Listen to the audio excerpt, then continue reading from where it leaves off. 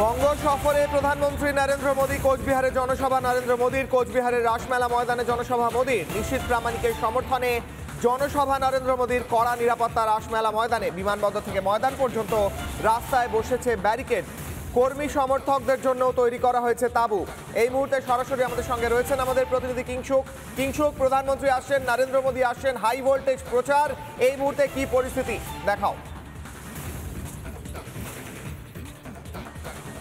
দেখো, তোমাকে প্রথমেই বলি, কোচবিহারের রাসমেলা মাঠ, এই মাঠে এই প্রধানমন্ত্রী নরেন্দ্র মোদীর সভা এবং তার আগে সাজো রব। আমি একবার ছবিটা দেখাই প্রথমে মঞ্চের। এই সেই মঞ্চ তৈরি করা হয়েছে যেই মঞ্চে বিজয় সংকল্প সভা বলে উল্লেখ করা হয়েছে এবং লেখা রয়েছে আরও একবার মোদী সরকার। পাশাপাশি ফুল দিয়ে মঞ্চের সামনে চলছে কাজ। এবং যারা কর্মী সমর্থক আসবেন তাদের জন্য তৈরি করা হয়েছে বিরাট তাঁবু। তুমি সেই তাঁবু দেখতে পাচ্ছ, যেখানে কর্মী সমর্থকেরা বসবেন এবং নরেন্দ্র মোদীর যে সভা সেই সভায় আসবেন। এর পাশাপাশি তৈরি করা হয়েছে কতগুলো জায়ান্ট স্ক্রিন, যাতে দেখতে পারে মানুষ, যাতে দেখতে পারে সেই ধরনের জায়ান্ট স্ক্রিন। আমি জায়ান্ট স্ক্রিনের ছবিটা একবার দেখাচ্ছি। তুমি দেখতে পাচ্ছ দূরে জায়ান্ট স্ক্রিন লাগানো রয়েছে। সেই জায়ান্ট স্ক্রিন, এরকম তিনটে জায়ান্ট স্ক্রিন তৈরি করা হয়েছে যাতে যারা কর্মী সমর্থক আসবেন তারা দেখতে পারেন। ফলে স্বভাবতই এই সভা ঘিরে সাজো রব। আরেকটা ছবি তোমায় আমি দেখাবো। দেখো, একজন কর্মী সমর্থক তিনি এখানে দাঁড়িয়ে রয়েছেন, তার হাতে রয়েছে ভোট ফর বিজেপি এবং আমি মোদীর পরিবার। সবচেয়ে বড় কথা এই ব্যক্তি কিন্তু বধির, ও বলতে পারে না। শুধুমাত্র নরেন্দ্র মোদীর সভায় নরেন্দ্র মোদীকে দেখবেন জন্য এসছেন। আমি যদি বলি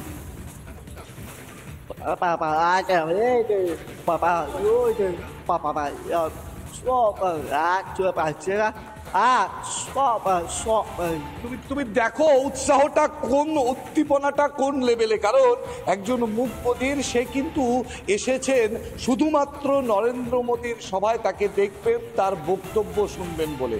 আমি যদি একবার পিছনটা দেখাই, তুমি দেখতে পারবে যে কত বড় টেন্ট করা হয়েছে। এবং গতকালই কোচবিহার জেলা বিজেপির সভাপতি তথা বিজেপির নেতৃত্বরা তারা জানিয়ে দেন যে লাখের উপরে মানুষ হবে।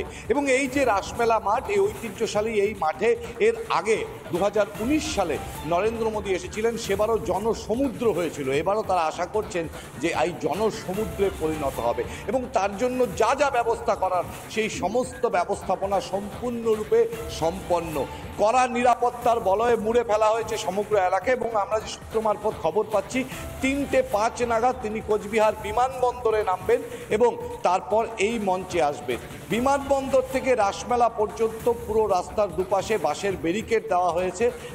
তার পাশাপাশি এসপিজি সহ পুলিশের আধিকারিক তারা রয়েছেন। অর্থাৎ পুরো বিষয়টা যে পুরো জায়গা, সেই পুরো জায়গা কড়া নিরাপত্তার চাদরে একদম মুড়ে ফেলা হয়েছে।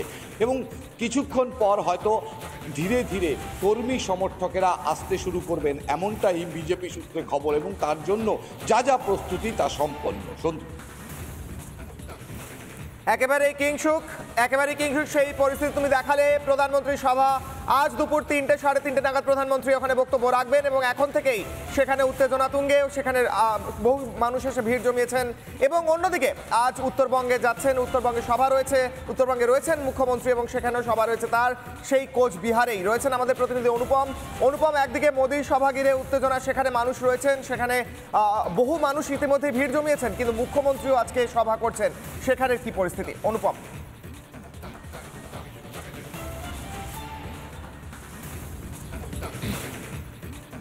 দেখো, মমতা বন্দ্যোপাধ্যায় তিনি উত্তরবঙ্গে রয়েছেন বেশ কয়েকদিন হলো এবং 8 তারিখ অবধি থাকবেন বলে আপাতত আমাদের কাছে খবর। আজকে এই কোচবিহার জেলায় হাই ভোল্টেজ সভা রয়েছে। বেলা 12টায় করবেন মমতা বন্দ্যোপাধ্যায়, বেলা 3টে করবেন প্রধানমন্ত্রী নরেন্দ্র মোদী। এই দুই রাজনৈতিক দলের দুই প্রধান তারা আজকে কি বলছেন জনসভা থেকে, তার দিকে তাকিয়ে রয়েছে রাজনৈতিক মহল, কোচবিহার, গ্রেটার কোচবিহার, গোটা উত্তরবঙ্গের মানুষ। কারণ তোমায় জানিয়ে রাখি, বেশ কয়েকটা অস্বস্তি দুটো রাজনৈতিক দলেরই আছে। তৃণমূল কংগ্রেসের কাছে প্রথম অস্বস্তির কারণ হচ্ছে এই কোচবিহার জেলায় প্রথম নিয়োগ দুর্নীতিতে, তুমি জানো যে নিয়োগ দুর্নীতিতে প্রথম এই কোচবিহার জেলার নাম উঠে আসে পরেশ অধিকারী, রাজ্যের প্রাক্তন মন্ত্রী, তার নাম উঠে আসে, তার মেয়ের নাম উঠে আসে। এবং এই কোচবিহার জেলা থেকে একাধিক অভিযোগ এসছে বারবার তৃণমূলের বিরুদ্ধে যে 100 দিনের কাজের টাকা নিয়ে দুর্নীতি হয়েছে।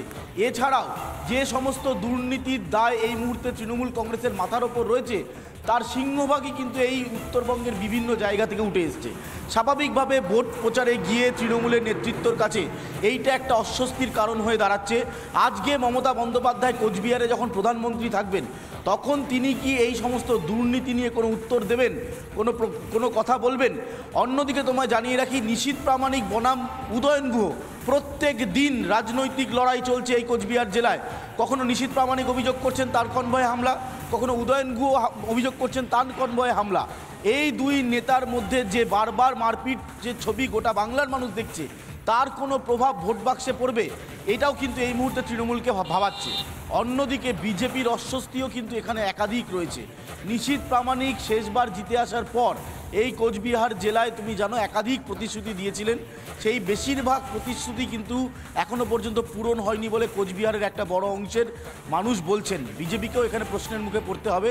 স্বাভাবিকভাবে বিজেপির সর্বোচ্চ নেতৃত্ব আজকে আসছেন প্রধানমন্ত্রী নরেন্দ্র মোদী, দলের তরফে তার কি বার্তা থাকবে সেই দিকে তাকিয়ে রয়েছেন একদিকে বিজেপি কর্মী সমর্থকরা, অন্যদিকে এই কোচবিহার জেলায় আগামী দিনে কি পরিকল্পনা রয়েছে নিশীথ প্রামাণিকের তা কি প্রধানমন্ত্রী কিছুটা পরিষ্কার করবেন? কে জিতবে কে হারবে এখনো পর্যন্ত বলা। হ্যাঁ, একদম সেই পয়েন্ট থেকেই নিশীথ প্রামাণিকের হয়ে প্রচার করতে আসছেন প্রধানমন্ত্রী এবং কি স্পষ্ট করবেন তিনি। আর বেশ কয়েকটা অস্বস্তির কথা বললো অনুপম। কিংশুকের কাছে আরো একবার যাব। কিংশুক, এই মুহূর্তে অনুপম যেটা জানাচ্ছিল, বারবার উদয়ন গুহ এবং নিশীথ প্রামাণিকের মধ্যে গরমাগরম কথা হয়েছে, যেমন তেমনি বারবার অভিযোগও উঠেছে একে অপরের প্রতি। আজকে মমতা বন্দ্যোপাধ্যায় কোচবিহারে, আবার প্রধানমন্ত্রীও কোচবিহারে, কোথাও সেই পয়েন্ট, সেই কথা, সেই বারবার দুজনের মধ্যে যে সংঘর্ষর কথা উঠেছে সেটাও কি আজকের এই প্রচারে উঠে আসবে? কিংশুক,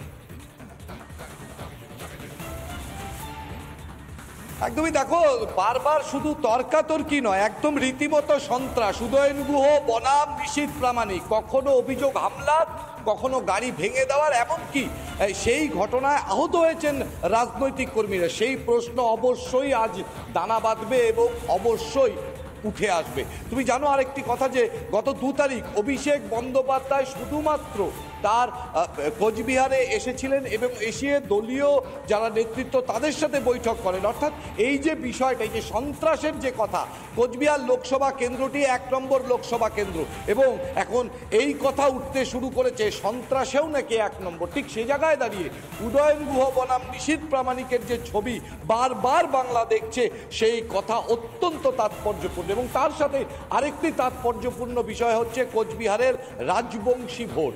কোচবিহারের রাজবংশী ভোট প্রায় 30%-এরও বেশি। এই রাজবংশী ভোট কার ঝুলিতে?